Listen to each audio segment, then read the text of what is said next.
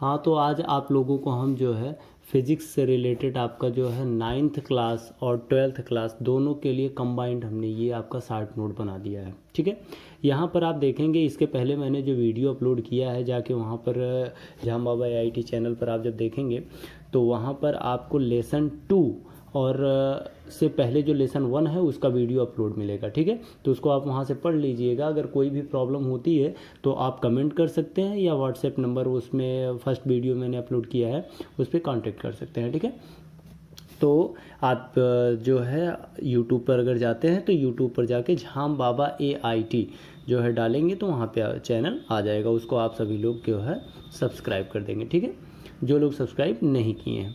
सार्थक अंक की बात करते हैं लेसन 2 में, जो हमारा टॉपिक है आज का कि सार्थक अंक क्या है, सिग्निफिकेंट और क्या है फिगर्स। ठीक है, सिग्निफिकेंट्स।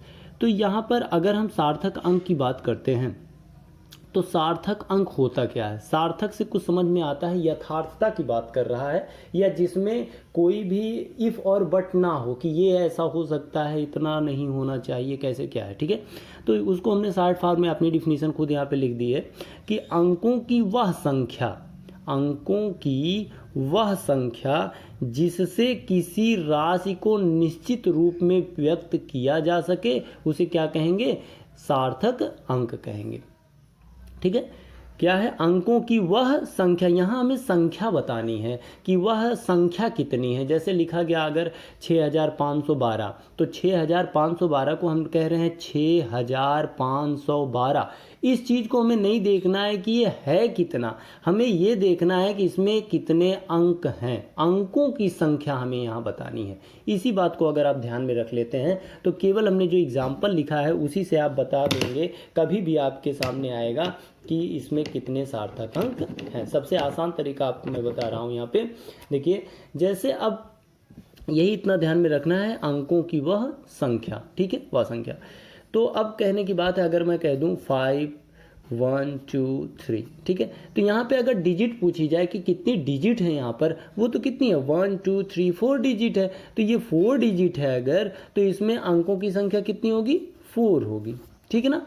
लेकिन अगर इसे कहा जाए कि ये संख्या जो मिलके बनी है ये है कितनी, ये आपकी 5123 है। तो इस तरीके से आपका प्रश्न जैसा पूछेगा वैसे आपका आंसर बनेगा। ठीक है, तो सार्थक अंक क्या होंगे, वे अंक जो किसी भौतिक राशि के क्या है निश्चित रूप में व्यक्त करें, उन्हें हम कहेंगे सार्थक अंक। अब आते हैं एग्जाम्पल में, अगर हम देखते हैं तो एग्जाम्पल में जैसे मेरा फर्स्ट एग्जाम्पल आप यहाँ लेते हैं 0.3964 यहाँ दिया गया है।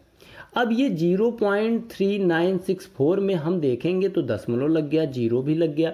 अब यहाँ पे हमने कहीं पर भी यहाँ पर दशमलव की जो व्यक्त नहीं किया था। अब देखिए दशमलव की अगर हम बात करते हैं तो दशमलव आ जाने से देखिए क्या इफेक्ट पड़ेगा यहाँ पे, दशमलव के दाईं तरफ और दशमलव के बाईं तरफ। दशमलव ये आपका है, इस साइड आपका दाईं तरफ होगा, दशमलव के ये बाईं तरफ होगा। ठीक है, तो यहाँ पर अब देखेंगे अगर कहीं पर भी आपको दशमलव मिलता है तो उस दशमलव के बाद अगर आप देखेंगे कि वहाँ पर जो संख्या है उसके जो अंक हैं अगर वो जीरो नहीं है, मतलब अशून्य अंक, अशून्य अंक मतलब जीरो नहीं होंगे। ठीक है, तो वे अंक सभी क्या होते हैं, सार्थक अंक होते हैं। तो यहाँ पर 1 2 3 4 सार्थक अंक अर्थात 4 सार्थक अंक यहाँ निकल के आ गए हैं। ठीक है, अब बात आती है कि इनका जो दशमलव है उसके इधर तो भी जीरो था, इसको नहीं काउंट किया गया, तो यहाँ बाई तरफ अगर जीरो लगा तो उसे काउंट नहीं किया जाएगा। उसका रीज़न मैं बता रहा हूँ, अगले एग्जाम्पल को देखते हैं। देखिए एग्जाम्पल 2 जो दिया गया 2.0032। अब यहाँ पर 2.0032, यहाँ पर देखिए पॉइंट के सामने जो एग्जैक्ट वैल्यू है 2 है, ये आपकी फिक्स वैल्यू होती है, इसमें कोई परिवर्तन नहीं होगा, 2 कन्फर्म है। तो ये अगर यथार्थ है तो 2 और दशमलव के बाद 00 अर्थात 2 अशून्य अंक, मतलब 2 देख लीजिए 2 देख लीजिए, इसके बीच में अगर शून्य अंक आते हैं तो वे भी सार्थक अंक होंगे। अर्थात यहाँ पर आपकी कितनी आ गई, 5। यहाँ सार्थक अंकों की संख्या हो गई 5। चलिए आगे बढ़ते हैं। 0.0034 में सार्थक अंकों की संख्या। अब देखिए मैंने कहा अगर कहीं पर 2 अशून्य अंक, 2 अशून्य माने ये 2 और ये 2, ऐसे 2 हैं जो अशून्य है, उसके बीच में शून्य आया तो मैंने उसको काउंट किया और 5 बताया। देखिए 1 2 3 4 5।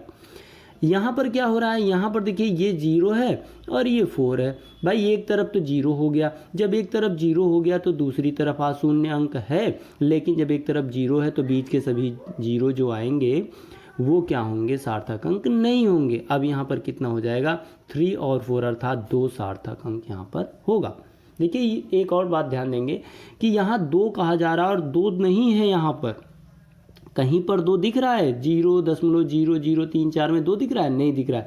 लेकिन यहाँ पर हमें डिजिट देखना है कि 4 और 3 कितनी डिजिट है, 1 और 2, 2 ही डिजिट यहाँ पर है, तो इसे हम 2 सार्थक अंक कहेंगे। इस बात का ध्यान देंगे तो कभी भी एग्ज़ाम में आएगा तो आप आसानी से कर पाएंगे। हर एग्ज़ाम में ये क्वेश्चन जरूर आते हैं। चलिए देखते हैं आगे दिया गया है, जैसा कि आप देख रहे हैं कि आपका 4th एग्जाम्पल में दिया गया है 0.00550 दिया गया है। इसमें अब देखते हैं तो यहाँ देखिए दशमलव के बाद जो 0 लगा है और यहाँ लास्ट में 0 लगा है। तो अब आप कहेंगे 2 अशून्य अंकों के बीच शून्य अंक की बात हम कर रहे थे। वे अशून्य अंकों के बीच शून्य अंकों की बात हम तब कर रहे थे जब हमारा दशमलव के आगे कोई अंक नहीं था और उसके बाद का शून्य रहता था, अर्थात बाईं तरफ की हम बात कर रहे हैं। अगर हम दाईं तरफ की बात करते हैं तो 5, 5 और 0 जो आपका है ये तीनों सार्थक अंक होंगे और यहाँ पर 3 सार्थक अंक आ जाएगा आपका। ठीक है, अब आगे देखते हैं इसमें कि अगली स्टेप क्या है। अगर कहीं पर ऐसे दिया गया है 4000 इस तरीके से, मतलब 4000 ये लिखा गया है, में सार्थक अंकों की संख्या पूछता है, तो इसको आप जब एग्जैक्ट फॉर्म में लिखेंगे तो 4 × 10 पावर क्या लिखेंगे, 3 लिखेंगे। ठीक है ना, तो सार्थक अंकों की संख्या यहाँ पर निकल कर आ जाएगी 1। ठीक है, सार्थक अंक कितने होंगे, 1 होंगे, ध्यान दीजिएगा। अब आगे बढ़ते हैं और यहाँ पर देखते हैं कि 0.2010 में सार्थक अंकों की संख्या। तो मैंने अभी यहाँ पर कहा कि देखिए 550 में हमने 3 लिया, तो यहाँ पर 1 2 3 4 4 सार्थक अंक है। इसी प्रकार से आगे आप देखेंगे तो 1.76 × 10⁻20 में 3 सार्थक अंक होंगे। कितने सार्थक अंक होंगे, 3 सार्थक। जो ये पावर होती है इस पावर को नहीं लिया जाता है, ठीक है ना, ये कोटिमान के रूप में व्यक्त किया जाता है, जिसे हम अगले स्टेप में अभी यहीं पढ़ेंगे। ठीक है, अब यहाँ पर एक और बात आ जाती है जो इम्पॉर्टेंट है। दशमलव की स्थिति बदलने से सार्थक अंकों की संख्या नहीं बदलती है। ये मोस्ट इम्पॉर्टेंट है आप सभी के लिए, और ये है कि दशमलव की स्थिति अगर बदल दी जाए तो सार्थक अंकों की संख्या नहीं बदलेगी। ठीक है, किसी में भी आप दशमलव की स्थिति बदल लेंगे तो सार्थक अंकों की संख्या बदलने वाली नहीं है। ठीक है, कोई पूछता है तो आप इजीली बता सकते हैं।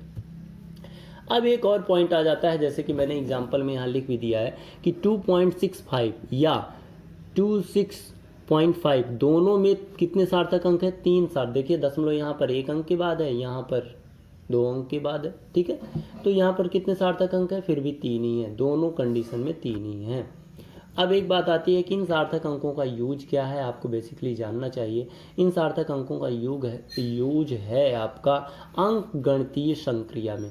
संक्रियाएं क्या होती हैं, जैसे हम जोड़ घटाव गुणा भाग करते हैं, सब संक्रियाएं होती हैं। ठीक है, में अंकों मिले कैसे, अब जैसे अगर हमें कहीं जोड़ना है तो इस दशमलव के रूप में अगर कहीं संख्या है दूसरी जिसमें दशमलव का स्थान दूसरे स्थान पर है तो सेम दशमलव के स्थान पर रख के हम जोड़ते हैं। जैसे कभी अगर कोई कह दे 0.0052 में हमें जोड़ना है 0.000072, तो ये इस तरीके से नहीं जुड़ता है। कभी भी इस तरीके का प्रश्न आता है अगर आपके सामने तो आप उसको इस तरीके से करेंगे, और उसका यहाँ पर देखिए सार्थक अंकों की ही ये बात करेंगे तो सार्थक अंक के हिसाब से देखते हैं। तो ये क्या हो जाएगा, 0.0052 होगा आपका, और इसको लिखना है तो ये 0. यहाँ 0 0 फिर 0 फिर 0 फिर 72 आपका बनेगा।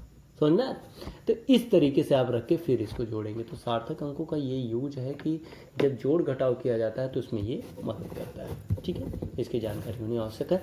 आगे बढ़ते हैं और देखते हैं हमारा जो अब अगला पॉइंट है वो है कोटिमान। वो क्या है, देखिए कोटिमान है। कोटिमान ऑर्डर ऑफ मैग्नीट्यूड्स की बात करते हैं। ऑर्डर ऑफ मैग्नीट्यूड्स, मैग्नीट्यूड आप जानते हैं परिमाण कितना है उसका। तो यहाँ पर देखते हैं 10 की घात, क्या बात कह रहा है, 10 की घात, 10 की घात के रूप में व्यक्त करना।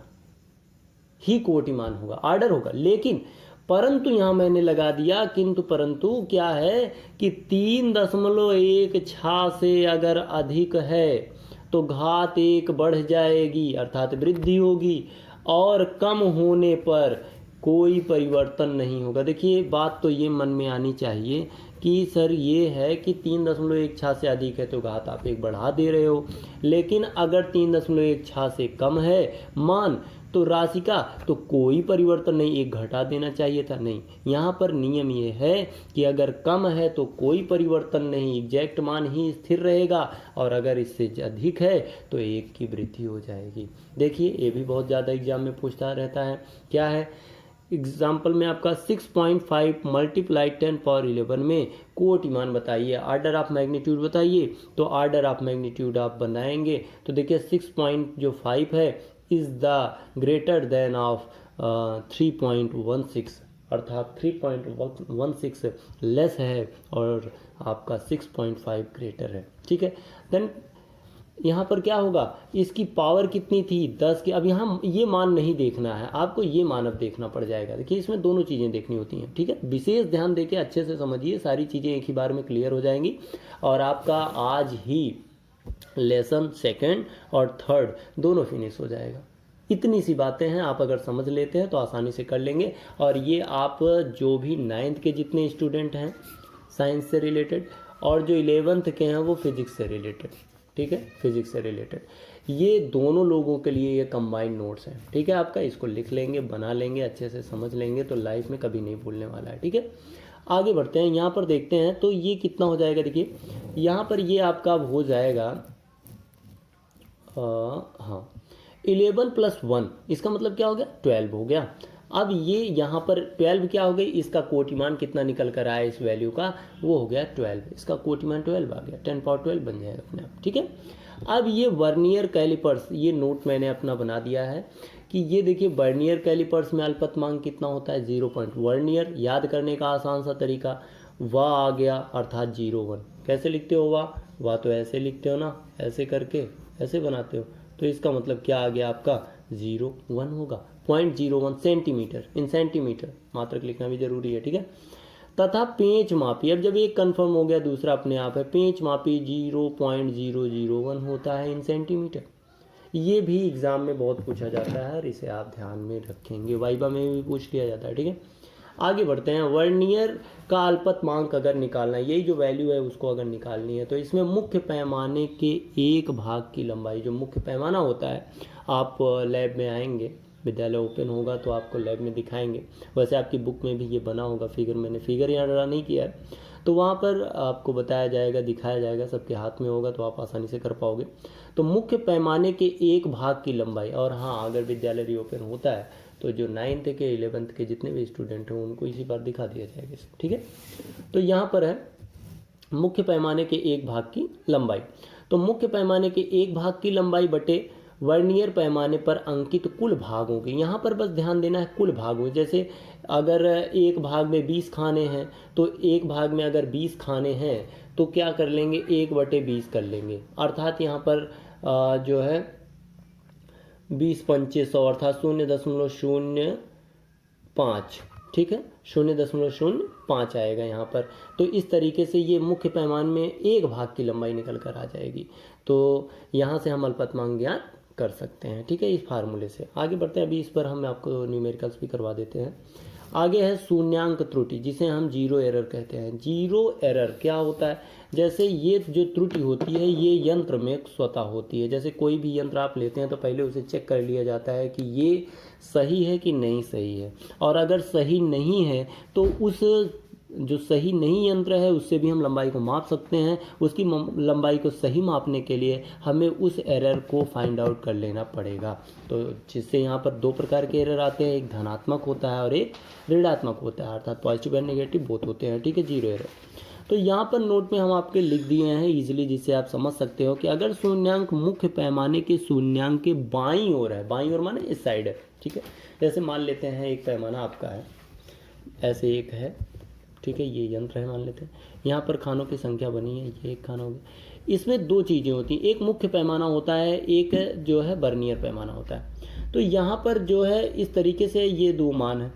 अब अगर मैं कहता हूँ कि ये जो पॉइंट है इस पॉइंट के सीध में आना है, अगर इस पॉइंट के सीध में आ रहा है तब तो ठीक है, कोई त्रुटि नहीं है। लेकिन अगर ये पॉइंट यहाँ ना आके यहाँ पर आ रहा है तो इसका मतलब इतने का अंतर आ रहा है कि नहीं। ये अंतर कहाँ से आता है, क्योंकि यहाँ पर एक जबड़ा ऐसे लगा होता है और ये दोनों जबड़े जो है आपस में बराबर होने चाहिए, ठीक है।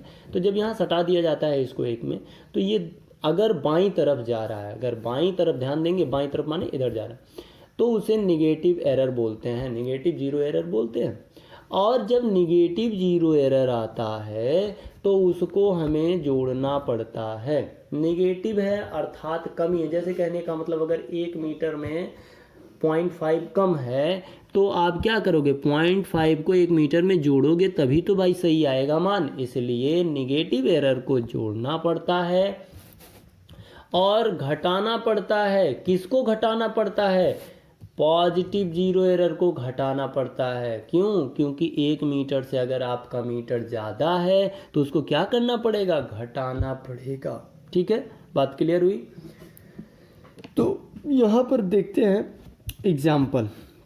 वर्नियर पैमाने के 20 खाने मुख्य पैमाने के 19 खानों के बराबर है, अर्थात 1 खाने का अंतर आ गया, तथा मुख्य पैमानों का 1 सेंटीमीटर 20 खानों में विभाजित हो तो अल्पतमांक ज्ञात कीजिए। मैंने अभी अल्पतमांक का यहाँ फार्मूला बताया, उसी पर रख देते हैं, फटाक से आ जाएगा। जैसे देखो, मुख्य पैमाने के 1 खाने का मान 1 बटे कितना हो जाएगा, 20। अरे 20 खानों में है, 19 खानों के बराबर है। 1 खाने में 20 खाने विभाजित हो रहे हैं, तो 1 खाने में 20 खाने विभाजित हो रहे हैं, तो इसका मतलब क्या है, 1 बटे 20 अर्थात 0.05 सेंटीमीटर। अब यहाँ वर्नियर का अल्पतमांक क्या होता है, वर्नियर का अल्पतमांक का फार्मूला होता है मुख्य पैमाने में 1 भाग की लंबाई। तो यहाँ मुख्य पैमाने में 1 खाने की लंबाई कितनी आ गई, इतनी आ गई, तो इसको क्या रख देंगे, ऊपर रख देंगे। ओह सॉरी, इसको देखिए दोबारा बता देते हैं। मुख्य पैमाने के 1 खाने का मान कितना आ गया, 1 बटे 20 आ गया। 1 बटे 20 आ गया तो 0.05 सेंटीमीटर आया कि नहीं आया, ये आया आपका। ये जो मान है इसको आप कहाँ रखोगे, इसी फार्मूले में, मुख्य पैमाने के 1 भाग की लंबाई इसमें रखोगे, अर्थात हमने ऊपर रख दिया। क्लियर है, क्लियर है। अब बात अगली आती है वर्नियर पैमाने में अंकित कुल भागों से। तो यहाँ पर कुल भाग कितने हैं आपके, 20। तो यहाँ 20 से क्या कर देते हैं, डिवाइड कर देते हैं। यहाँ पर देखिए फार्मूले में रखते हैं, इससे डिवाइड करेंगे, ये इतना है। ये क्या आ गया, वर्नियर का अल्पतमांक आ गया। किस वर्नियर का अल्पतमांक है, इस वर्नियर का अल्पतमांक निकल के बनेगा। बात क्लियर है ना। अगला टॉपिक जो आपका लेसन है, नेक्स्ट लेसन 4 हम मोशन पढ़ेंगे, उससे पहले इसका आप नोट्स बना लीजिएगा आजकल में, ठीक है। उसके बाद वीडियो अपलोड होती रहेंगी और ज़्यादा से ज़्यादा लोग, जो लोग एडमिशन नहीं करवाए हैं, वो जल्द से जल्द जाके 9th और आपका 11th में एडमिशन करवा लें। और जो 12th के हैं वो फॉरवर्ड हुए होंगे 11 से 12th के, वे सभी लोग जाके अपना रजिस्ट्रेशन करवाने के लिए एडमिशन वो भी करवा लें और लॉकडाउन में पढ़ते रहें। एग्ज़ाम की डेट जब आनी होगी तो आ जाएगी, और जो है उसके पहले आपको प्रिपेयर होके तैयार रहना होगा। हाँ, एक और चीज़ है, जो 12th के स्टूडेंट हैं उनका सिलेबस जो है वो 30% लेस हुआ है, और 30% जो ये लेस हुआ है उसमें ज़्यादा कुछ लेस नहीं हुआ है। मैंने सिलेबस देख रखा है, आप लोग भी देख सकते हैं नेट से उसको, ठीक है। तो उसमें आप देखेंगे कि जो प्रैक्टिकली वर्क हैं उनमें बहुत ही कम कर दिया गया है, ठीक है। तो वो सारी चीज़ें आपको बता दी जाएंगी कि, लेकिन सिलेबस जो है आपका लगभग वही है, ठीक है, विशेष कोई परिवर्तन नहीं है। प्रैक्टिकल में जो आपके एक्सपेरिमेंट 10-20 होते थे वो अब 8 कर दिए गए हैं, जिसमें 4-4 डिवाइड है, ठीक है। नंबर वही रहेंगे, सब कुछ टाइम भी वही रहेगा। अब इसमें आपसे एक अपील है कि आप सभी लोग जितने भी अभी इस चैनल से जुड़े नहीं हैं, वे सभी लोग एक दूसरे को बता दें और जल्द से जल्द जुड़ जाएं, जिससे 9th और 11th की जो क्लासेस हैं वो डेली अटेंड होती रहें, ठीक है। Thank you.